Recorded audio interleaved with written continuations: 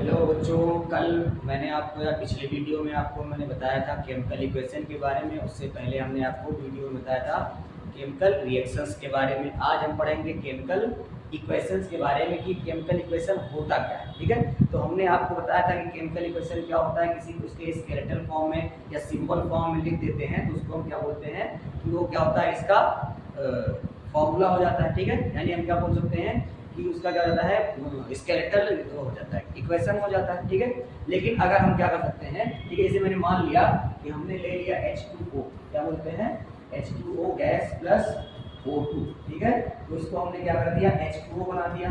ठीक है, तो ये हम क्या बोलते थे कि इसका ये क्या है, स्केलेटल इक्वेशन है। क्या, स्केलेटल इक्वेशन। ठीक है, अब स्केलेटल इक्वेशन को क्या होता है, हमें इसे बैलेंस करने की क्या होती है, जरूरत होती है। अब बैलेंस करने की जरूरत क्यों होती है, ठीक है, आपने पढ़ा होगा law of conservation of mass, law of conservation of मास। ठीक है, कंजर्वेशन ऑफ, ये क्या कहता है, क्या कहता है, the amount of reactant, the amount of reactant, the amount of reactants is equal to the amount of product। क्या कहता है, the amount of reactant is equal to the amount of product। ठीक है, या दूसरा रूल यहाँ पर होता है, क्या होता है, the material, the mass can neither be destroyed nor be created।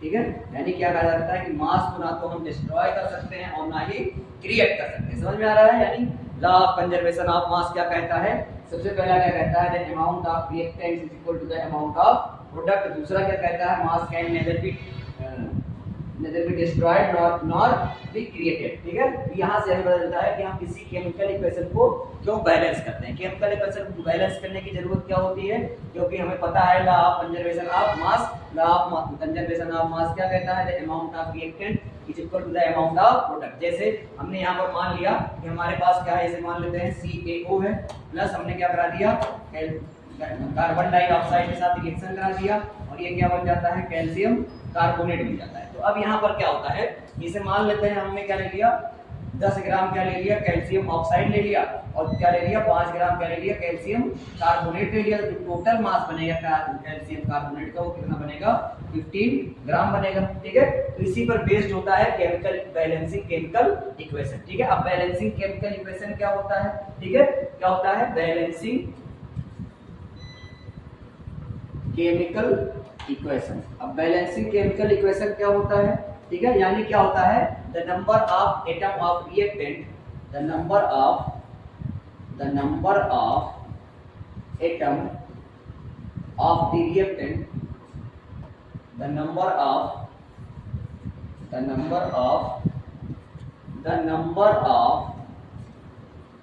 Atom of the reactant is equal to the number of atom of product। क्या होता है, the number of atom of product। समझ में आ रहा है, यानी क्या होना चाहिए, बैलेंसिंग इक्वेशन क्या होता है कि जो होता है हमारे क्या होता है, जो रिएक्टेंट के नंबर ऑफ एटम्स होते हैं, यानी रिएक्टेंट में जो नंबर ऑफ एटम्स होते हैं वो इज इक्वल टू होते हैं, यानी बराबर होते हैं the number of atom of product. यानी प्रोडक्ट में जो नंबर ऑफ एटम्स होते हैं उसके इक्वल होते हैं, यानी बराबर होते हैं। यानी हम कह सकते हैं कि जो LHS होता है वो इज इक्वल टू होता है RHS। ठीक है, समझ में आ रहा है। जैसे अगर हमें किसी केमिकल रिएक्शन को बैलेंस करना होता है तो हम सबसे पहले क्या करते हैं, मेटल्स को बैलेंस करते हैं। किसको, मेटल्स को बैलेंस करते हैं। दूसरे नंबर पर हम क्या करते हैं, नॉन मेटल्स को बैलेंस करते हैं। क्या करते हैं, नॉन मेटल्स को बैलेंस करते हैं। उसके बाद ऑक्सीजन को बैलेंस करते हैं। ठीक है, ऑक्सीजन को बैलेंस करने के बाद क्या करते हैं, हम हाइड्रोजन को बैलेंस करते हैं। ठीक है, अब यहाँ पर देखिए हम क्या करते हैं, सबसे पहले मेटल्स को बैलेंस करते हैं। मेटल्स को बैलेंस करने के बाद हम नॉन मेटल्स को बैलेंस करते हैं एक्सेप्ट ऑक्सीजन एंड हाइड्रोजन। समझ में आ रहा है, सबसे पहले किसको बैलेंस करते हैं, मेटल को बैलेंस करते हैं। मेटल को बैलेंस के बाद हम नॉन मेटल्स को बैलेंस करते हैं एक्सेप्ट हाइड्रोजन और ऑक्सीजन। ठीक है, जैसे मान लेते हैं हमारे पास क्या है, एक एग्जांपल है BaCl2 प्लस हमने इसका रिएक्शन करा दिया H2SO 4 के साथ, और हमने क्या कहा कि ये क्या बन रहा है, BaSO4 बन रहा है प्लस HCl बन रहा है। क्या बन रहा है, HCl बन रहा है। ठीक है, अब इसको हमें बैलेंस करना है। तो सबसे पहले हम क्या करेंगे, स्टेप फर्स्ट में हम क्या करते हैं कि हम मेटल को बैलेंस करते हैं। मेटल को बैलेंस करने के लिए मान लेते हैं क्या है यहाँ पर, ठीक है, बेरियम है। तो बेरियम यहाँ पर कितना है, एक, बेरियम कितना है, एक है, क्या है, एक। ठीक है, यहाँ पर बेरियम कितना है, एक है, यहाँ पर भी बेरियम कितना है, एक है। तो दोनों तरफ क्या है, मेटल जो हमारे पास है वो बैलेंस है। तो इसको हम ऐसे ही लिख सकते हैं कि नहीं लिख सकते, यानी क्या लिख सकते हैं, BaCl2 प्लस H2SO4 एरो, यहाँ पर क्या हो जाएगा, BaSO4 प्लस HCl। ठीक है, स्टेप सेकंड में हम क्या करते हैं, यहाँ पर स्टेप सेकंड में हम करते हैं कि हम नॉन मेटल्स को बैलेंस करते हैं, यानी स्टेप सेकंड में नॉन मेटल को बैलेंस करते हैं। अब नॉन मेटल इसमें कौन कौन सा है, सबसे पहले देखते हैं नॉन मेटल्स कौन कौन सा है, एक्सेप्ट हाइड्रोजन और ऑक्सीजन। अब ऑक्सीजन और हाइड्रोजन को छोड़ करके यहाँ पर क्लोरीन है, ठीक है, यहाँ पर सल्फर है, यहाँ पर क्या है, क्लोरीन है, सल्फर है, और यहाँ पर क्लोरीन है, बाकी ऑक्सीजन और हाइड्रोजन है। तो हम इन दोनों को बैलेंस करेंगे। अब देखिए सल्फर यहाँ पर एक है, ठीक है, और सल्फर यहाँ पर भी एक है। तो सल्फर तो पहले से ही बैलेंस है, कोई दिक्कत नहीं है।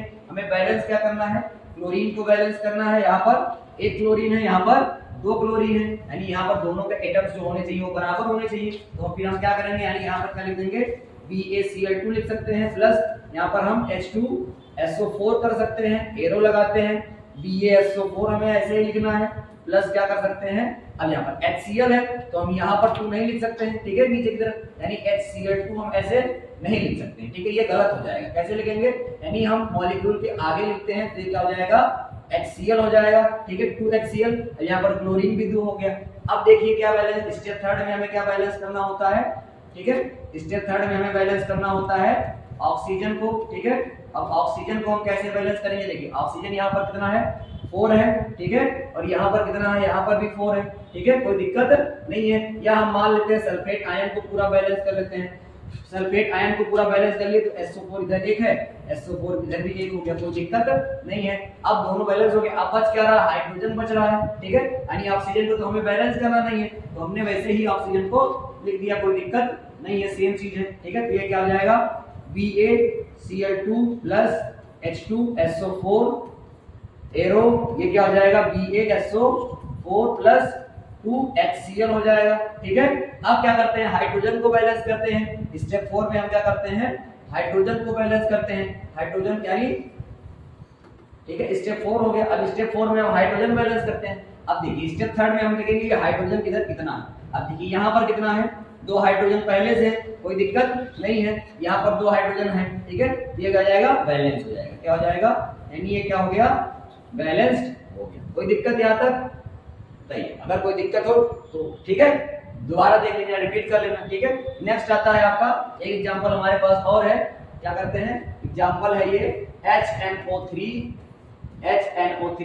प्लस, अगर हम इसका रिएक्शन करा रहे हैं कैल्शियम हाइड्रोक्साइड के साथ, और ये बना क्या रहा है, कैल्शियम नाइट्रेट बना रहा है, NO3 का होल ट्वाइस, प्लस क्या बन रहा है यहाँ पर H2O बनेगा, क्या बनेगा, H2O बनेगा। अब इसको हमें बैलेंस करना होता है, इसको बैलेंस करने यानी HNO3 को हम क्या कर रहे हैं, ये दूसरा, ठीक है, दूसरा इक्वेशन है हमारा, यहाँ पर क्या कर रहे हैं, ठीक है। अगर हम क्या कर दे रहे हैं, इसको हमें ये बैलेंस करना होगा, तो सबसे पहले हम क्या करते हैं कि हम देखते हैं कि मेटल बैलेंस है या नहीं बैलेंस है। तो अब मेटल को हमें बैलेंस करना होता है, तो यहाँ पर हम लिख दे रहे हैं स्टेप फर्स्ट, क्या लिख दे रहे हैं, स्टेप फर्स्ट। अब हमें क्या करना होता है, मेटल को बैलेंस करना होता है। तो यहाँ पर मेटल बैलेंस करने के लिए क्या है, यहाँ पर देखिए, यहाँ पर, ठीक है, कि कैल्शियम मेटल है, सिर्फ एक हमारे पास मेटल है, कौन सा है, यहाँ पर एक कैल्शियम है, यहाँ पर भी एक कैल्शियम है, तो ये तो बैलेंस हो गया। इसको हम क्या कर सकते हैं, ऐसे ही लिख सकते हैं, यानी ये क्या हो जाएगा, HNO3 प्लस यहाँ पर हम क्या लिख सकते हैं, CaOH का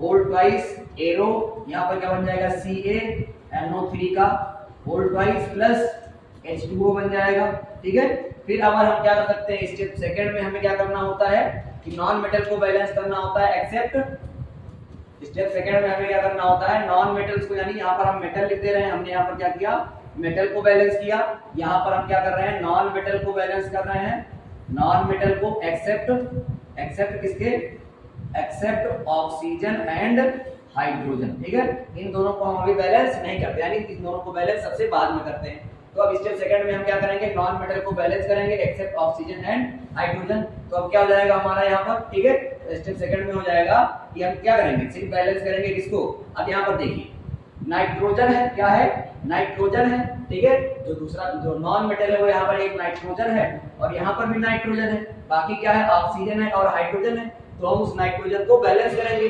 अब देखिए उसको बैलेंस करने के लिए यहाँ पर देखिए दो नाइट्रोजन इसका मल्टीप्लाई हो जाता है, तो दो नाइट्रोजन हो गया। यहाँ पर कितना है, एक ही नाइट्रोजन है, तो अब यहाँ पर तो लिख नहीं सकते, हमने आपको बताया पहले ही पहले वाले इक्वेशन में, पहले वाले रिएक्शन में। तो यहाँ पर क्या हो जाएगा कि हम क्या कर रहे हैं, HNO क्या लिखेंगे, 2HNO3 लिख सकते हैं। क्या लिख सकते हैं, 2HNO3 लिख दिया। मैंने क्यों लिख दिया, क्योंकि हम यहाँ पर तो आपको यहाँ पर जो है, ठीक है, यहाँ पर 2 तो लिख नहीं सकता, ठीक है, यहाँ पर जो है 2 नहीं लिख सकता, ये गलत हो जाएगा। तो हम पूरे मॉलिक्यूल के आगे लिखेंगे 2, ठीक है। ये समझ में आ गया, कोई दिक्कत, ठीक है। यहाँ तक आपको समस्या नहीं होनी चाहिए, ठीक है। अब फिर क्या हो जाएगा कि हमने क्या किया, 2HNO3 ले लिया, ठीक है। यानी अब क्या करना है, हमें नाइट्रोजन को बैलेंस करना है। तो हमने नाइट्रोजन को यहाँ से बैलेंस कर लिया, यानी 2 नाइट्रोजन यहाँ पर था तो हमने 2 नाइट्रोजन यहाँ पर 2 आगे लिख दिया, तो ये 2 नाइट्रोजन बैलेंस हो गया। अब क्या करेंगे, हम सेम वैसे लिखते जाएंगे, यानी CaOH का होल ट्वाइस। अब एरो लगाएंगे, यहाँ पर क्या हो जाएगा, कैल्शियम और नाइट्रेट है, कैल्शियम नाइट्रेट का होल ट्वाइस प्लस यहाँ पर क्या हो जाएगा, H2O हो जाएगा। अब स्टेप थर्ड में हम क्या करते हैं, स्टेप थर्ड में हम क्या करते हैं, ऑक्सीजन को बैलेंस करते हैं। किसको बैलेंस करते हैं, ऑक्सीजन को बैलेंस करते हैं। स्टेप थर्ड में क्या करते हैं, ऑक्सीजन को बैलेंस करते हैं। अब ऑक्सीजन को बैलेंस करने के लिए हमें देखना पड़ेगा कि यहाँ पर LHS में कितने ऑक्सीजन है और RHS में कितने ऑक्सीजन है, ठीक है। तो यहाँ पर देखिए 3 2 6, यहाँ पर कितने हो गए, 6 ऑक्सीजन है। यहाँ पर कितने ऑक्सीजन है, यहाँ पर 6 ऑक्सीजन हो गया, ठीक है, 6 ऑक्सीजन। यहाँ पर कितना हो गया, 2 ऑक्सीजन, ठीक है।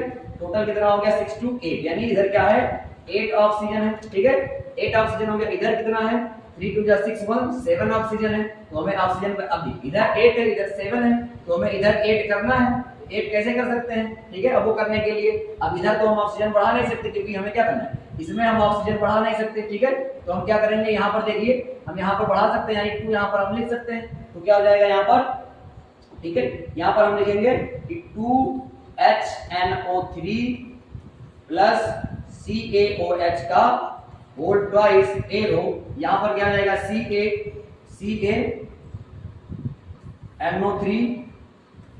CaMO3 का होल ट्वाइस प्लस यहाँ पर देखिए अब H2O है। अब यहाँ पर हम क्या कर देंगे, 2H2O लिख देंगे, ठीक है। तो ऑक्सीजन बैलेंस हो जाएगा, 3 2 6 और 2 कितना हो जाएगा, 8 ऑक्सीजन इधर हो गया, 3 2 6 और 2 ऑक्सीजन इधर हो गया, 8 ऑक्सीजन इधर हो गया, ठीक है, कोई दिक्कत। अब देखिए कैल्शियम इधर है 1 है, कैल्शियम इधर 1 है, ठीक है, और नाइट्रोजन इधर 2 हो गया, नाइट्रोजन इधर 2 हो गया, ठीक है। अब क्या जाएगा यहाँ पर, ऑक्सीजन इधर कितना है, 3 2 6, यहाँ पर कितना है, 8 हो गया, 3 2 6 to 8 हो गया। अब बच क्या रहा है, हाइड्रोजन बच रहा है। हाइड्रोजन देखिए इधर कितना है, 2 हाइड्रोजन यहाँ पर है और 2 हाइड्रोजन यहाँ पर, तो 4 हाइड्रोजन इधर हो गया और 2 2 4 हाइड्रोजन इधर हो गया, कोई दिक्कत, ठीक है। बाकी नेक्स्ट क्लास में अगला टॉपिक, ठीक है।